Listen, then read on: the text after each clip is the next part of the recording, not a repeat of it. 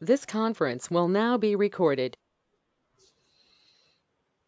Welcome to Dr. TSPR show. This is Dr. Tangella Shiva Prasad Reddy alias Dr. TSPR. Namaste, Adab, hello, and a warm welcome to the 75th Independence Day celebrations.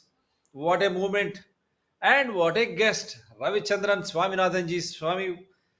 Ravichandran ji, first of all, Namaskar and our Namaskar. 75th year Independence Day greetings to you and all those sacrifices we have made.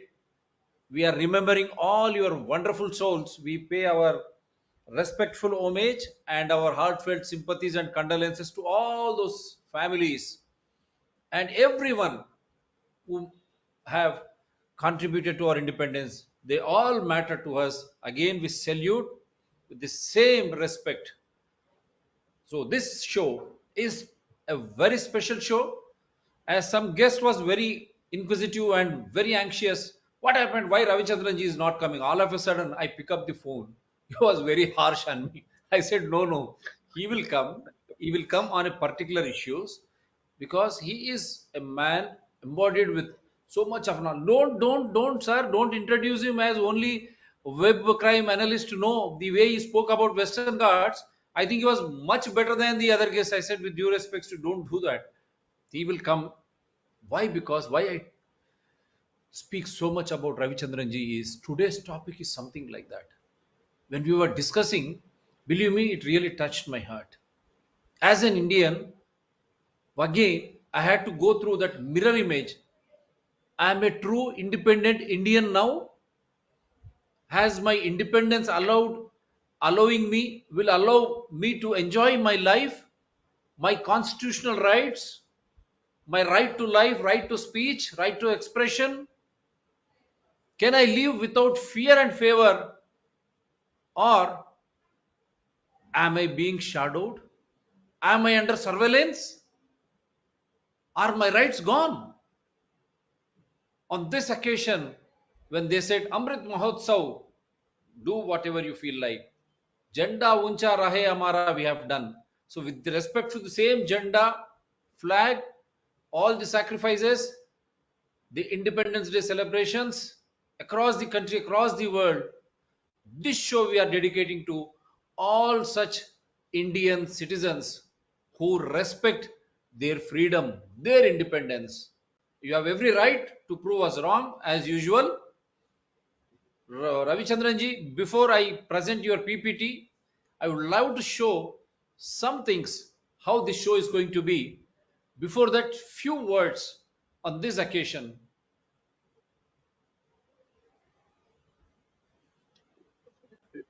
You want me to speak on this? First, few words on this occasion before I open your PPT. While you speak, I'll show. Okay. Yeah. Uh, so we are celebrating the 75th Independence Day, Independence anniversary of our country.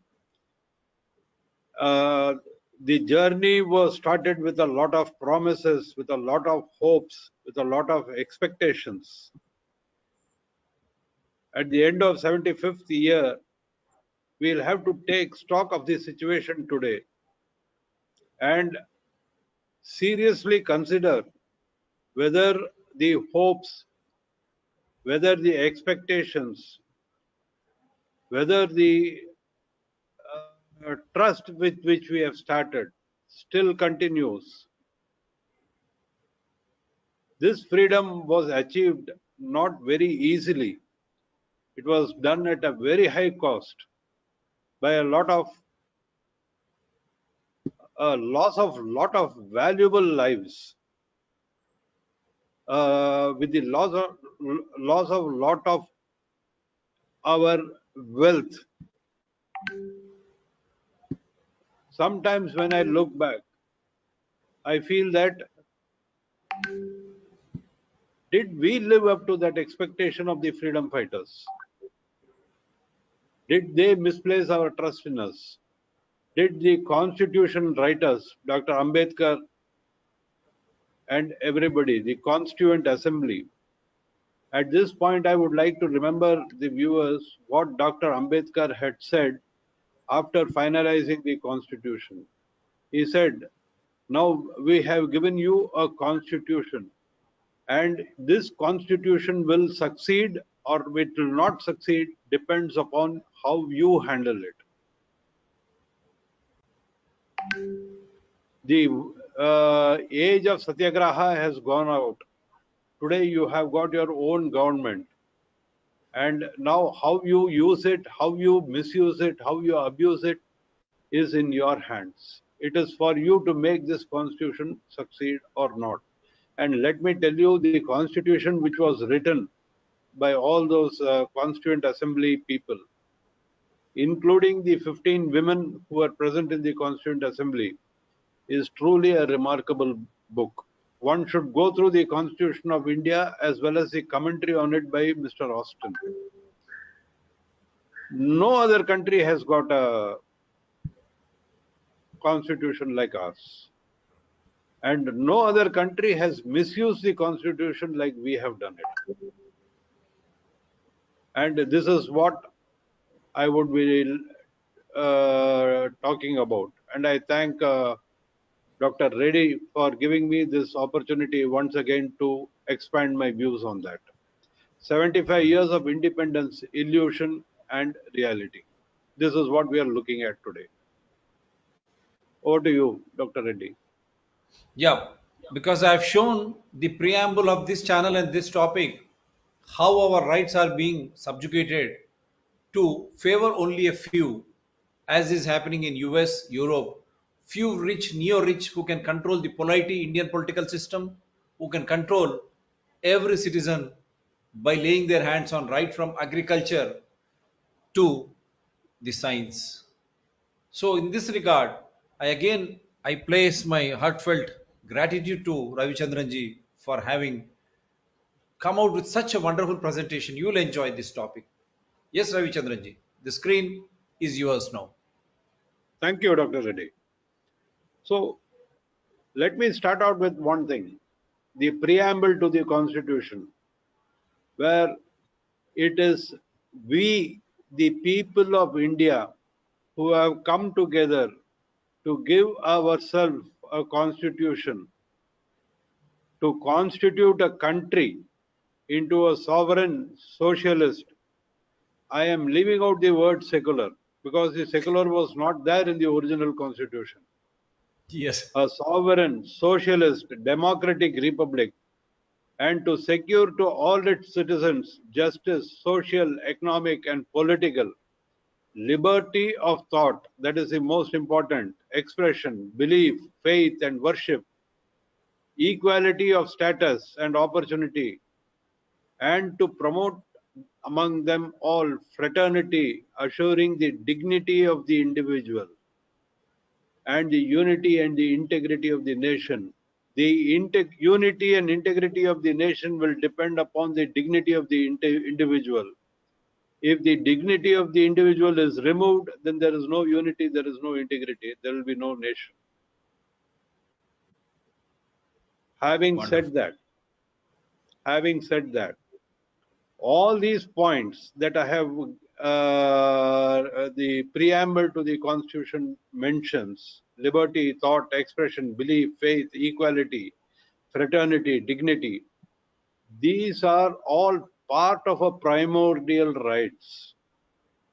Primordial rights means rights with which we are born with, which nature has given, which God has given us. It is a God-given right.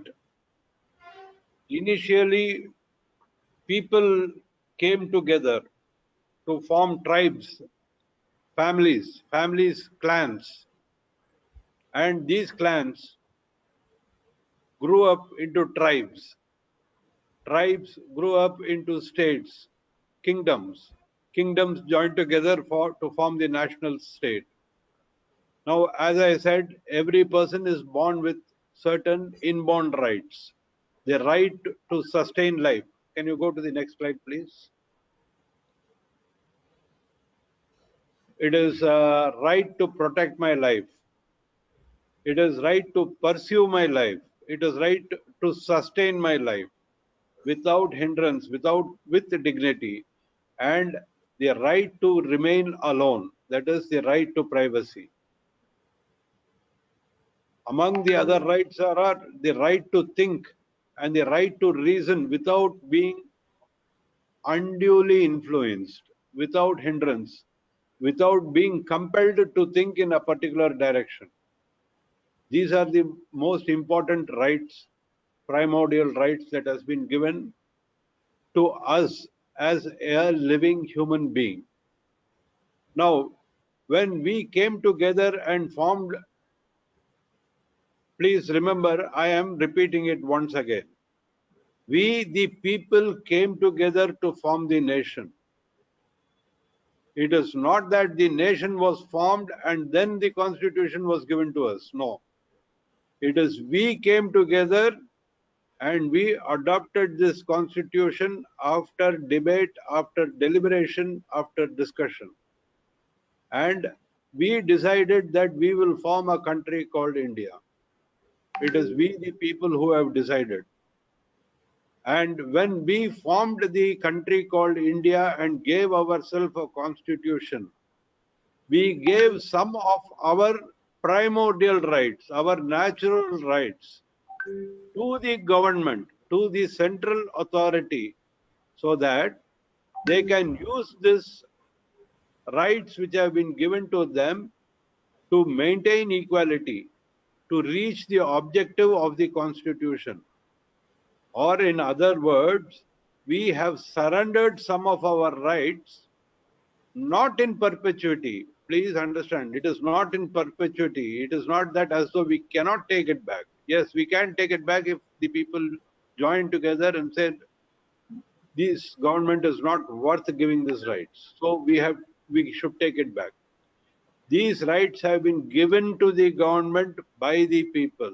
Again, I am insisting, these rights have been given to the government by the people. The government does not own these rights. The government is only a custodian of these rights. They cannot arrogate themselves to the ownership of these rights and change it as they wish.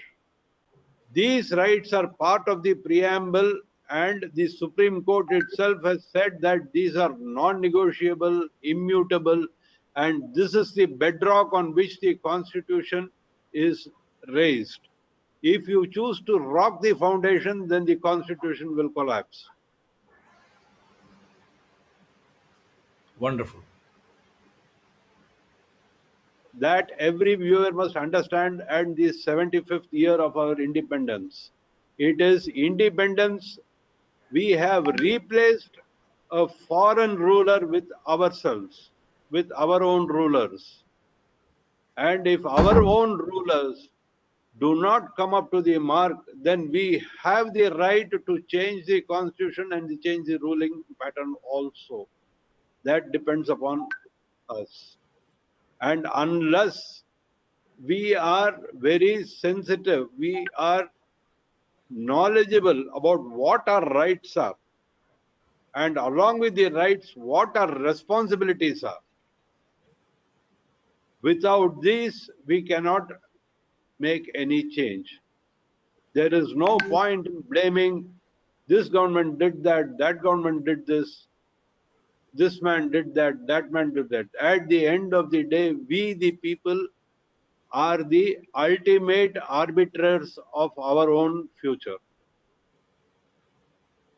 In the 75th year of independence, we have to know that. And if there are people in this country who are not aware about their rights or responsibilities, then we have failed as a nation. Yes. Now, when the constitution was formed, there were checks and balances introduced into the constitution to ensure a stable democracy. These are called the four pillars of the constitution. They are the legislature, which is used to form laws, the executive, which is to implement the laws, The judiciary, which is to ensure that what is being done is illegal, to ensure that everybody gets justice, and the media, which is to operate as a watchdog, inform the people that if any pillar or any wing of the government is trying to subvert the constitution and amass power for itself, it is the media which has to alert the people to all this. Dr. Reddy, you are doing one of the jobs. Yes. You are I'm trying to do one of the jobs. Let me put it yes, that.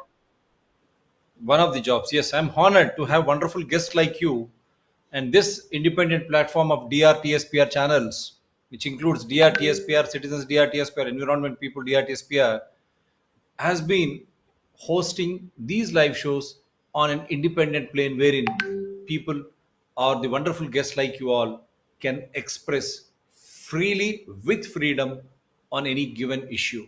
Yes, sir. I'm honored. Uh, Channels are very much honored. Again, Dr. Reddy, you are trying to do it. I am using the word trying deliberately Yes. because there has been a lot of obstacles being put in your path also. That also I am aware of it. And this is the exact reason why we require an independent media. And that is why the media has been told that freedom of speech and expression as far as the press goes is absolute. Yes. Nobody can tamper with it. Yes. Just as the power of the judiciary to uphold the constitution, the power of the judiciary is only to uphold the constitution. The executive is there to implement the laws. The legislature is there to make the laws. Beyond that, they don't have any powers. Nobody has any powers. And there are some sacrosanct lines which should not be crossed under any circumstances. Now, over these past 75 years, we have seen several times these lines have been crossed, recrossed, and crisscrossed,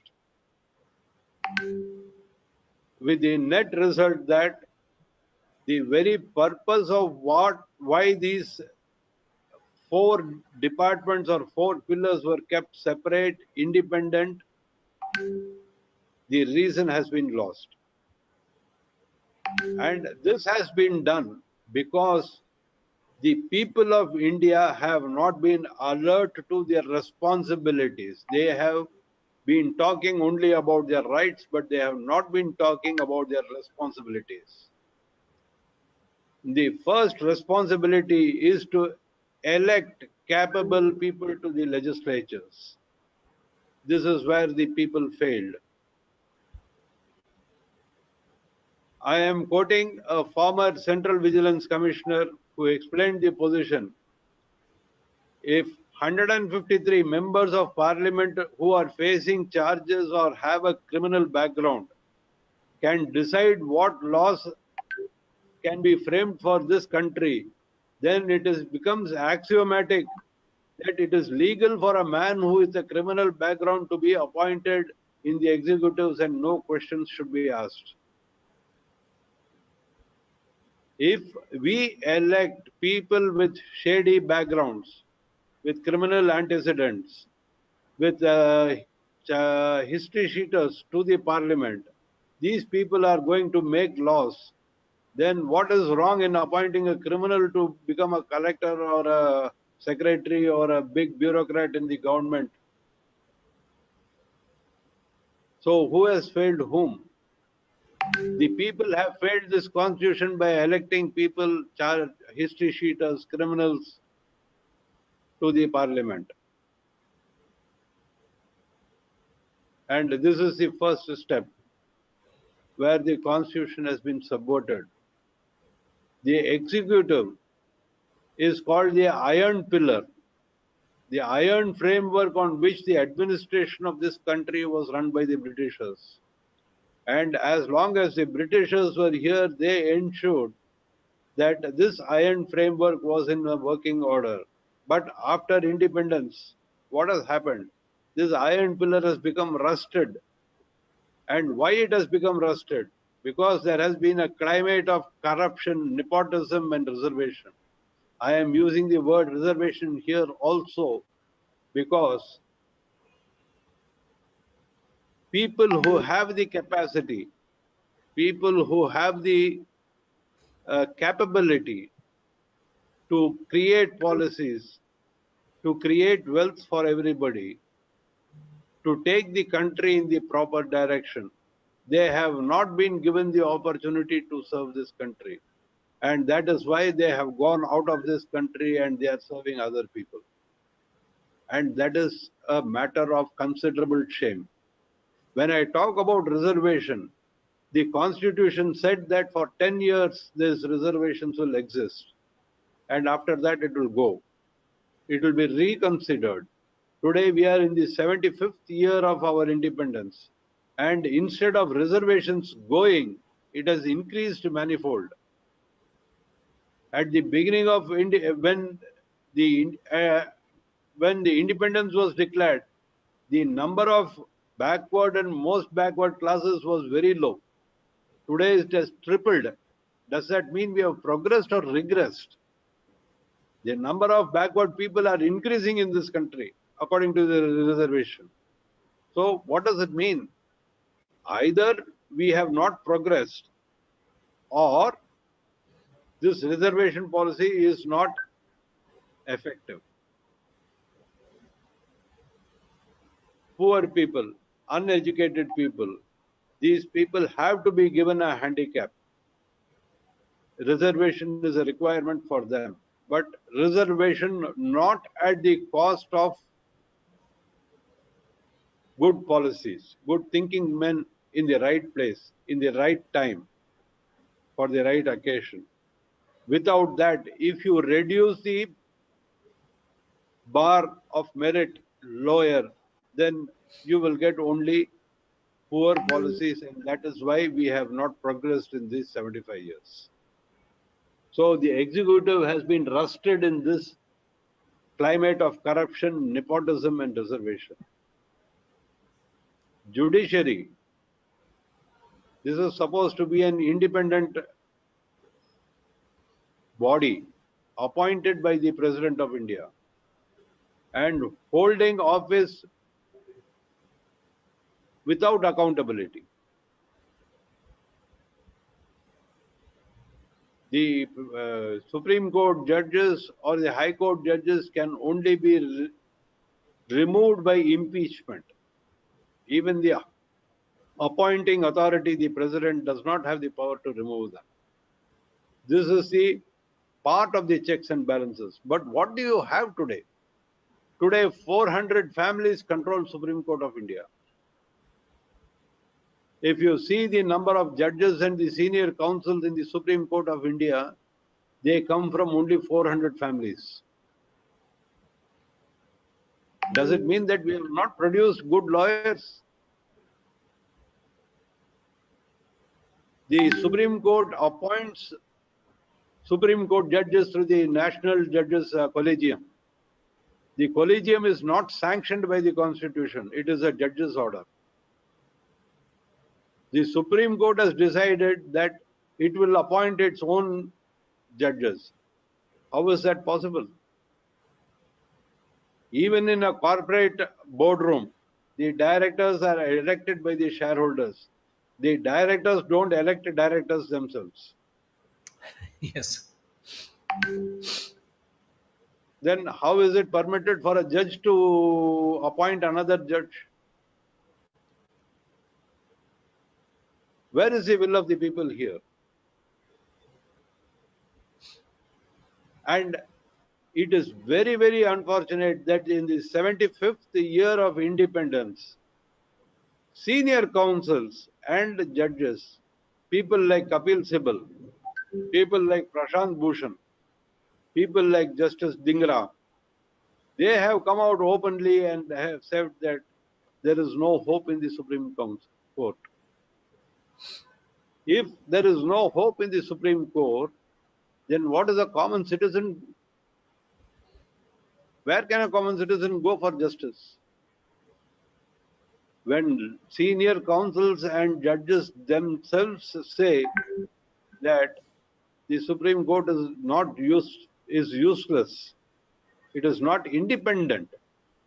These are not charges which are given just off the head. These are these charges carry a very deep meaning. And if they express contempt for the court, that means things are not good with the judiciary. But the unfortunate thing is, for 50 years, these councils, Prashant Bhushan, Kapil Sibal, and people like them, they were also officers of the courts. So for 50 years, what were they doing? Why did they permit the institution to go to such a level that they themselves lose hope in that? It is not enough if Kapil Sibal comes out today and says there is no hope left in the Supreme Court. उसमें उम्मीद नहीं है. If Kapil Sibal says that, then I am surprised that nobody in the audience got up and asked Kapil Sibal, you were there as an officer of the court for 50 years, what were you doing? Yes. Don't you have any responsibility to see that there is some hope left into the Supreme Court instead of coming out and saying that there is no hope left? For 50 years, you have represented people in the court and collected big fees. You have used the Supreme Court, and today, at the fag end of your career, you come out and say there is no hope left in the Supreme Court. How is that justified? As a people, we are supposed to ask this question, but unfortunately, nobody is asking that question. Any judiciary comprises of judicial officers. They include the defense lawyers, they include the prosecuting lawyers, and they include the judges. The job of the lawyers is not to carry the brief of their clients, it is to ensure that justice is done. It is to ensure that the evidence that is presented in court is the proper evidence, the correct evidence, and it has got a true value to it. It has been obtained in the correct manner, and they have to ensure that the presiding officer or the judge appreciates that evidence and gives out a correct ruling based upon the law which is there in the land. This has not been followed, unfortunately. And about this, Dr. Reddy has given me a chance to speak earlier also about withering justice. Yes. This is part of that. This is part of that. When the Supreme Court, the law should be bankable. The law should be, you can rely upon the law saying that it is the same for me, it is the same for a second person, it is the same for Dr. Reddy, it is the same for the man in the street also. The interpretation of the law should be the same everywhere, starting from the magistrate's court right up to the Supreme Court. But what do we see in this country? There is an interpretation given in the magistrate court which is overruled by the High Court, which is overruled by the Supreme Court, which is overruled by the President. Then which interpretation is correct?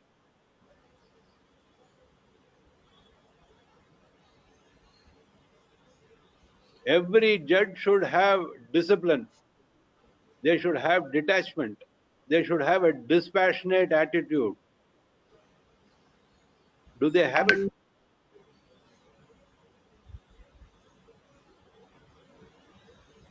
I think judiciary did enjoy such freedom in 75 years, from magistrate to Supreme Court. Various decisions.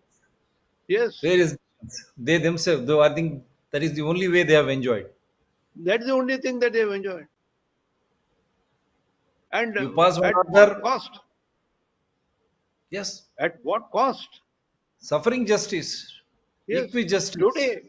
Today, if a person in Human rights. Trivandrum or a if a poor man in Kanyakumari or Trivandrum wants to go to the Supreme Court to fight a case, do you think he can afford it?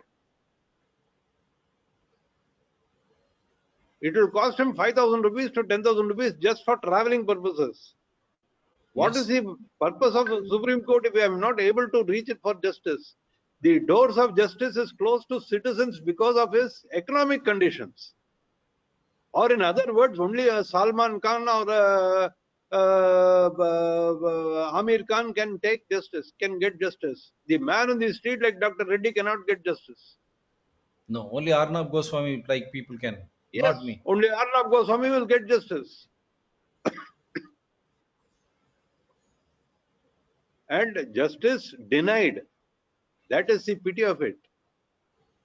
The fundamental bedrock. Where is the dignity? Where is my dignity then? How can I secure justice for myself? Isn't it imperative that we should have a Supreme Court in every corner of the country? At least a bench in the south. It can be in Why bench, Hyderabad. It sir? can be in Why Bangalore. bench? Why bench? Fazal Ali Commission clearly stated every region can have a Supreme Court wherein the civil cases and criminal cases are settled. But for Yeah, constitutional court, you can go to Delhi. But even that constitutional court can be in every region. When you have every a region. government under the oath of the constitution ruling in that particular state, in that particular region, then how can you again allay fears over the constitutional courts? So every region you should have a Supreme Court. And having said that, having said that, does the Supreme Court has the power to implement the judgments that they are giving? That's what. That's $1 million question again. They Huh? pass judgments, no nothing to implement. No one to Who is implement. if they pass a judgment against Karnataka, against Tamil Nadu, against state, and the state goes around and says, we pass a resolution in the assembly saying that we are not going to obey this Supreme Court judgment, then what happens? Pitiable state. People suffer ultimately. The Ultimately, it is issues the people suffer. who suffer. Ultimately, Yes. it is the people who suffer.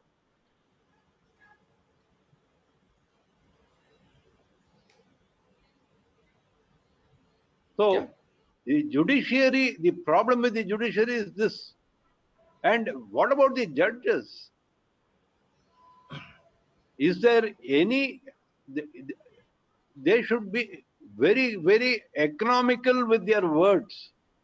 They should think twice before talking because their word carries so much of weight. And we have seen that there is the same law is misinterpreted deliberately in the case of one person and favorably in the case of other person in a matter of days. How is it possible?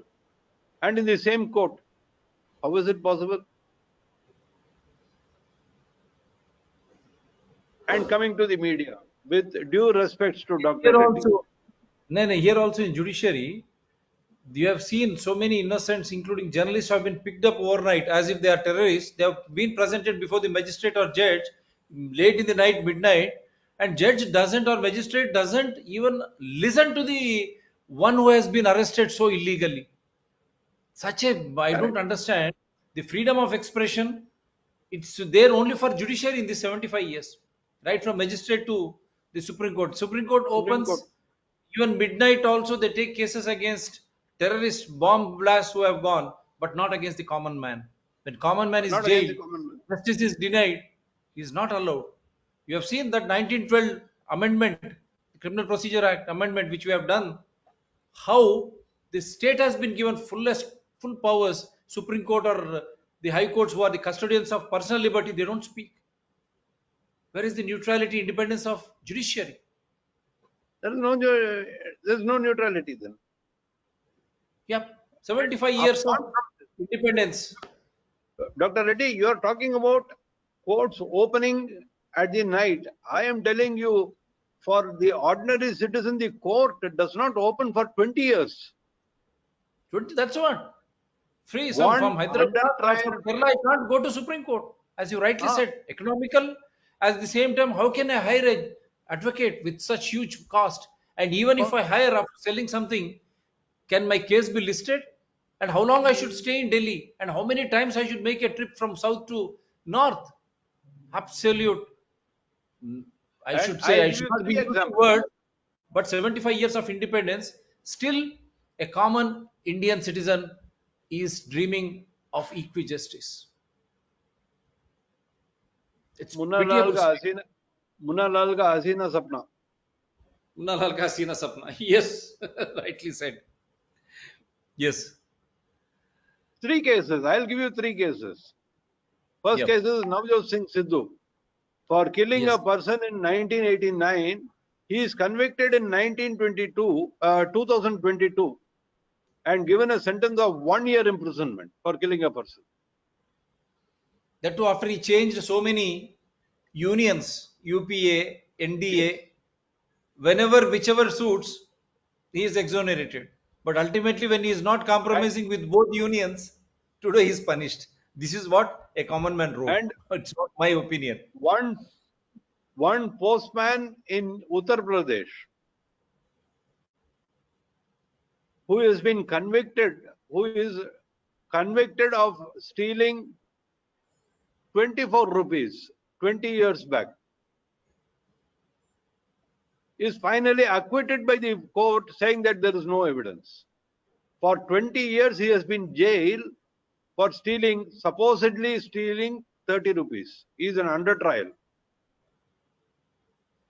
He has spent 24 years in jail, 20 years in jail for stealing 24 rupees. And at the end of 20 years, the court comes out and says that there is no evidence against him. He is See, acquitted. mockery of Evidence Act. What Now, about how is he personal to be liberty? compensated?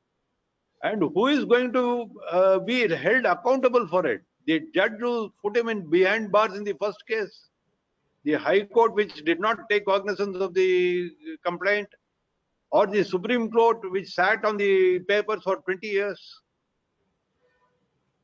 Are those that prosecution team, the police, Ah, police, the and also, lawyers.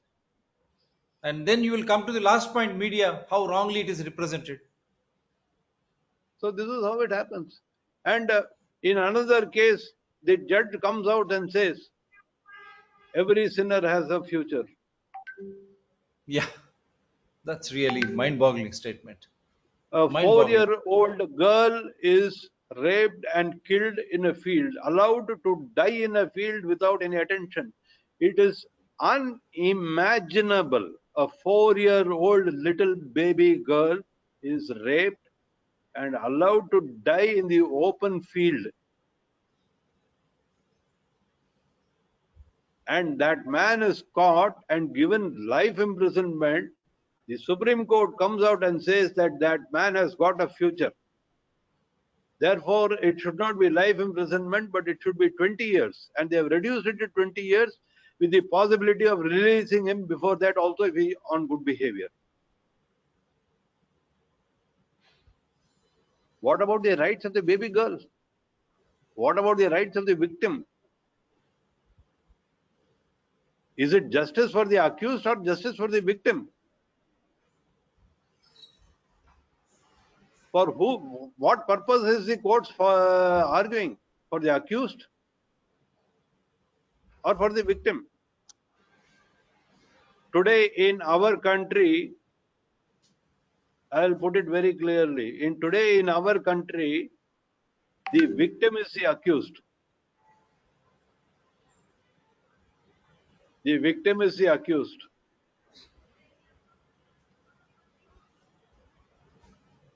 He is in the wrong place, in the wrong time, in the wrong company. That is his sin. Now you have seen in the latest money laundering act, Uh, MPLA. You are MPLA. supposed to prove your innocence. The accused, the burden of innocence is back on the accused. They will not give you any information. No information to the accused, nor to his advocate, the Supreme Court judgment on MPLA. Though you have a five-bench constitutional bench sitting to pronounce the judgment, but this three-member bench on unanimity. How really, I don't understand this. How can, is it not the prosecution who have to prove that the accused has sinned or committed that crime? But the burden of innocence is on the accused. Can you find this anywhere else? Supreme See, Court, that three is, member, 75 years of independence. Where is my independence? so this is the state of the judiciary today. And the fourth pillar, media. This word prostitute was coined to explain a certain section of the media who are willing to sell their journalism for money.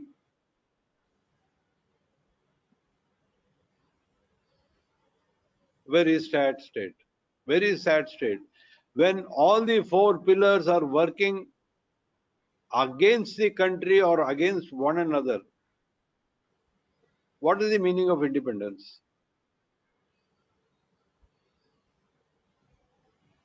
Why should I put a flag on my house?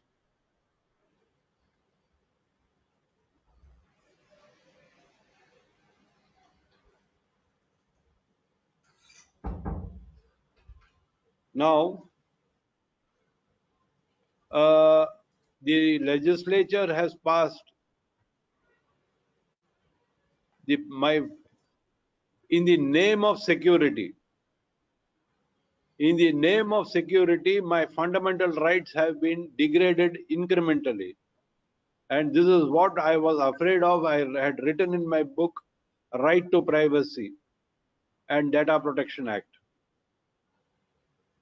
The government, after 200 hours of deliberation over the Data Protection Act from 2017 onwards, finally in 2022, the government decided that the Data Protection Act is not good, so we will not pass it.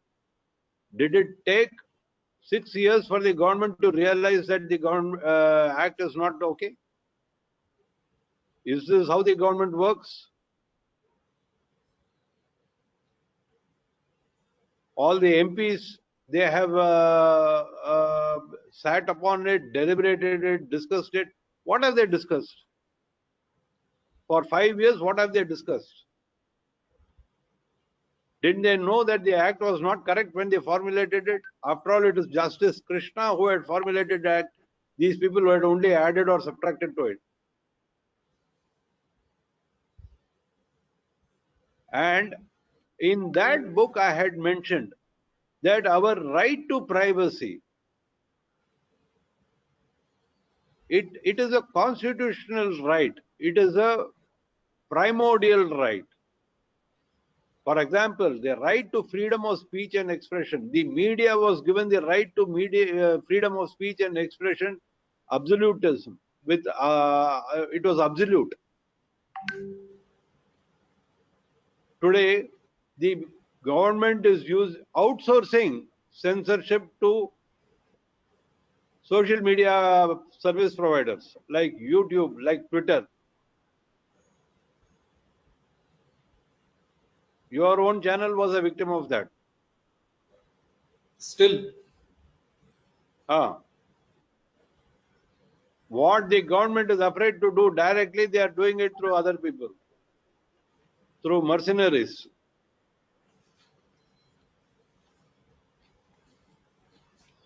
A very sad state.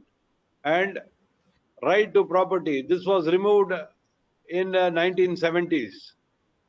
Right to equality was removed by reservations. The right to free movement. Yes, just 2 days back, the Central Board of Indirect Taxes and Customs, they have issued a notification telling all airline service providers to give details about all passengers who are going abroad from India or coming into India from outside the country 24 hours before their flight departs. And it is not restricted to people coming to and from India. It also extends to transit passengers. A foreigner coming from Singapore, traveling from Singapore to Europe, say, has got a stopover flight at Delhi, even his details are to be shared. To what purpose? And European GDPR says that information cannot be shared with any country who do not have a compatible data protection act. Most of these airlines have got their servers in Europe. How can they share that information? Because we don't have an act. The government has thrown out that act. The government has not even passed that act. So how is how are the airline service providers going to comply with the notification issued by the central board? And even here, the government agencies already have powers. They can issue a lookout notice. They can issue a directive to all embassies to give information about people who are applying for visas. They have got access to bank accounts. They have got access to everything. Then why should the airlines service provider give all this information to the government? If the government is feeling that somebody is trying to escape economic justice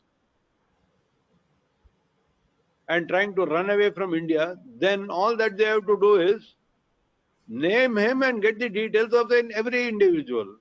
Why should they generalize it and take the information of every Indian or every foreigner or every traveler? Does this What happen is to the point? Indians flying to America via Europe, London, or via Middle East? Anybody? No, no. If Indians are flying via Middle East, Dubai or Sharjah Okay. Yeah. or Muscat or Europe, whether it is Germany or UK, London, Uh, do we need to give our this you data? don't have to you don't have to give the data. The airlines have to give the data to the Indian government. No, no. When I am traveling, no, no. Does even UK government and Middle East governments they do ask such type of information because They ask for my specific flight doesn't information. fly direct. It has to No, go they ask via for specific, no, they don't ask for information unless you are on their radar. Unless they have suspicion about you particularly. So when Only I am then there they in the can ask the airport, information. when I am there in the airport, no problems. When I am flying,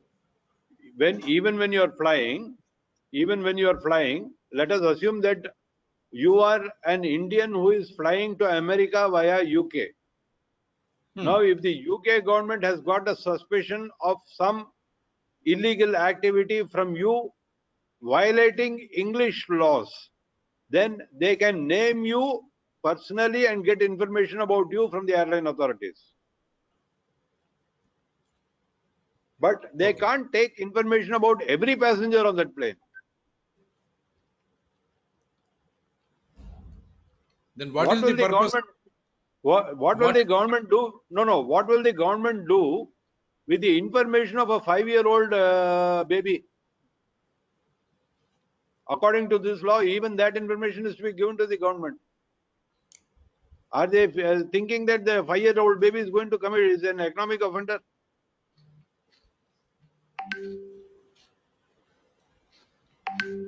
When they pass rules like this, they don't think about what the repercussions are going to be.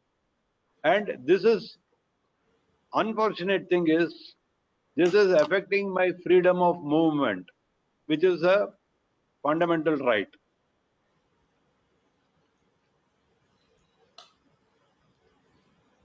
but we are And celebrating 45 years. and this fundamental right has been degraded by a bureaucratic order, not by the parliament. Shocking.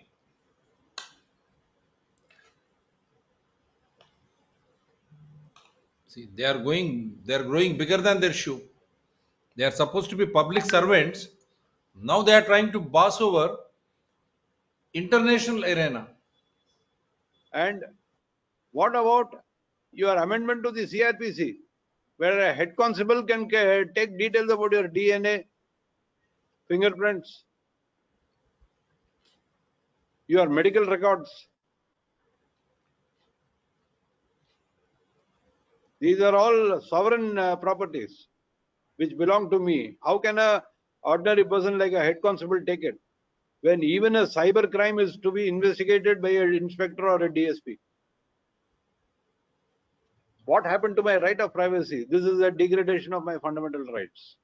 And this has been going on in this country, and more so in the last few years. And the way that the government has discarded the Data Protection Act has got its own repercussions, raises some suspicions about the intention of the government. Are we going into a police state or a state of surveillance by holding the threat of terrorism and security over our heads? Are we being forced to compromise our personal data under the threat of security or under the threat of terrorism? Should we accept it?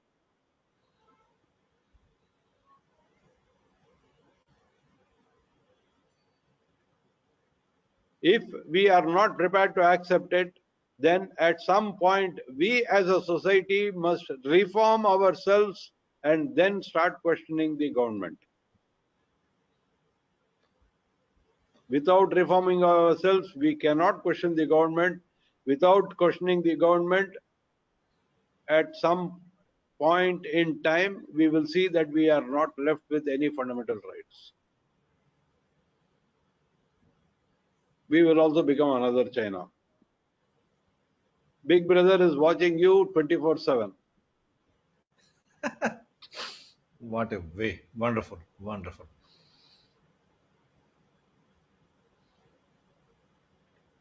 It is only as a society we can fight against this. And this is our primary responsibility if we have to remain independent for another 75 years.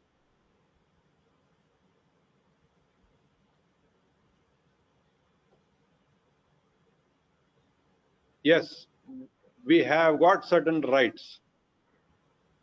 We have also got certain responsibilities. And in this 75 years, we have seen how some of the articles in the constitutions have been misused, which has been abused.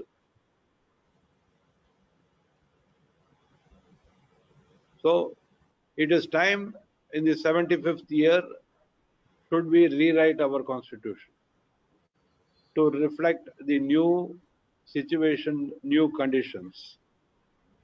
And after learning the lessons that the challenges of the last 75 years, yes, we have made some progress, but that progress should have been much more than what we are seeing today.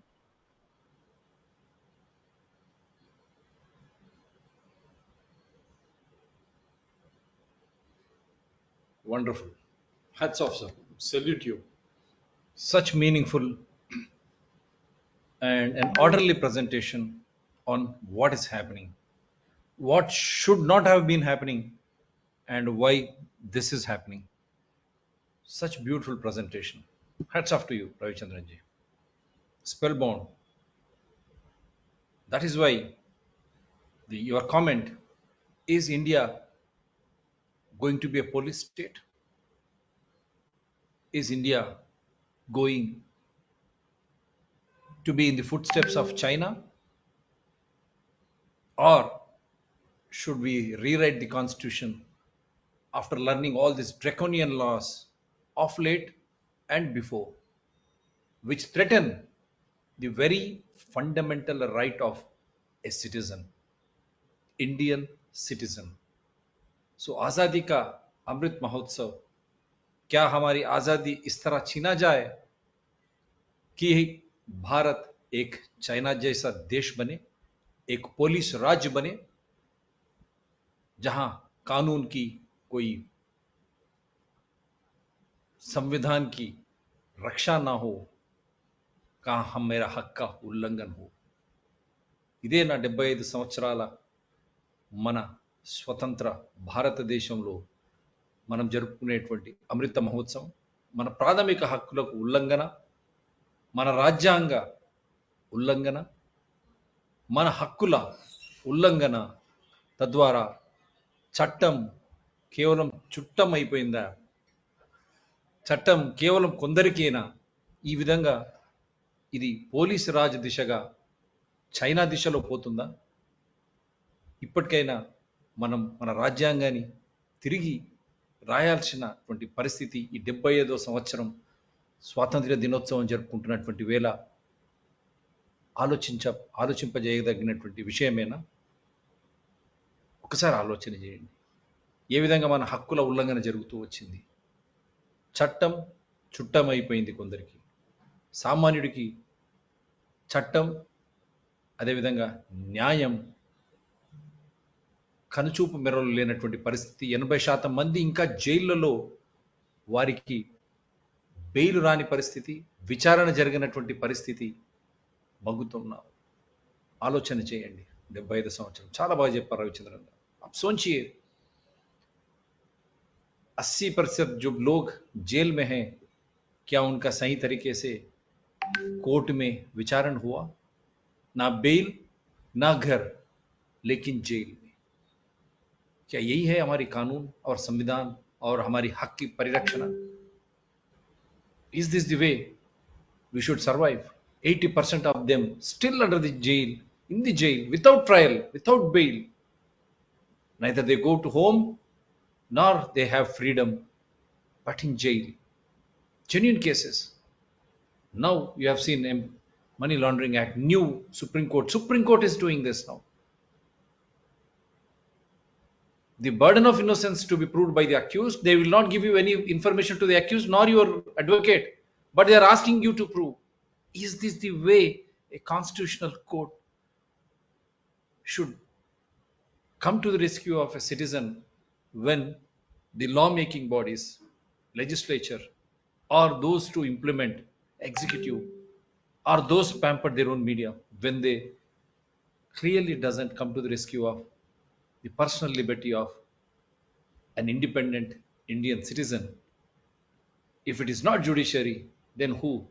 Now, is it a time to rewrite the constitution wherein equijustice and the poorest of the poor get the justice in a proper way, in a dignified way, as enshrined in the constitutional preamble, very clearly spelled out by Ravichandran-ji? This is what very good presentation on the occasion of the 75th Independence Day celebrations. Are we going to become a police state? Are we going to become another China, subjugating our fundamental right to life, freedom of speech and expression, property, and all they will come later? And he has clearly spelled out how year after year the fundamental rights were taken away from you, restricting an individual, a citizen. Is it what? For what we are been celebrating? We are celebrating 75th year of independence. Your passing comment before we say bye to all these wonderful Indian citizens around the world. How would you like to sum it up? I think you need to your audio, sir. Yeah. I switched it on. All that I can say is, at the end of 75 years, yes, we have made progress, but the progress is not sufficient. That progress cannot be measured by material terms. Spiritually, have we progressed? Have we progressed mentally? Have we reached education to all sections of societies? Have we reached a decent standard of living to all sections of societies? I don't think so. The productivity, the product of this country, the resources of this country are being increasingly cornered by few families, few corporates, a few industrialists with the active connivance of the politicians. Is this the independence that we are looking at? I want every Indian in India and abroad to think about this. You will have your own opinion, you will have your own views, but now is the time to put it forward. Now is the time to raise your voices, and if you feel that some injustice is being done, then please raise your voices and make it known that you are not in favor of it. Otherwise, people, just as Germany lost its freedom to Hitler in 1930s, just as the Russians lost their freedom to Stalin and Lenin in 1920s, we will also lose our freedom. And at that point, there can be no avenue open for even expressing regrets. So happy Independence Day to all of you. And my only request is, let us start thinking about what independence really means to each one of us. Jai Hind, Jai Bharat. Yes, sir. I would have loved you to say a few words in Tamil, but when you said Jai Hind, because so many poets from Tamil Nadu, so many essays of freedom from Tamil Nadu, I wanted you to end one with one sentence in Tamil, but when you progressively said every Indian citizen should think with a slogan, we say Jai Bharat, Jai Hind. Thank you very much, sir. God bless you. Wonderful to host you once again. Thank you very much for all the Indians enjoying their freedom, 75th year of independence. We say, is it real independence for you? So, while having your Sukha Nidra, you should think. And for all the citizens the world over, I should say, it should be a wake up call in the name of independence. So I am wishing them good morning, good afternoon, and good evening. But I can assure you, DRTSPR channels with wonderful guests like Mr. Ravichandran will always be independent. That I can assure you, and we can reassure you with these guests coming and discussing every issue as per rule of law, constitution, invoking evidential act. Thank you, sir. Take care. Bye. And once again, Jai Good Hind. day. Happy Jai Hind. Independence Day to you and Thank you. all the viewers.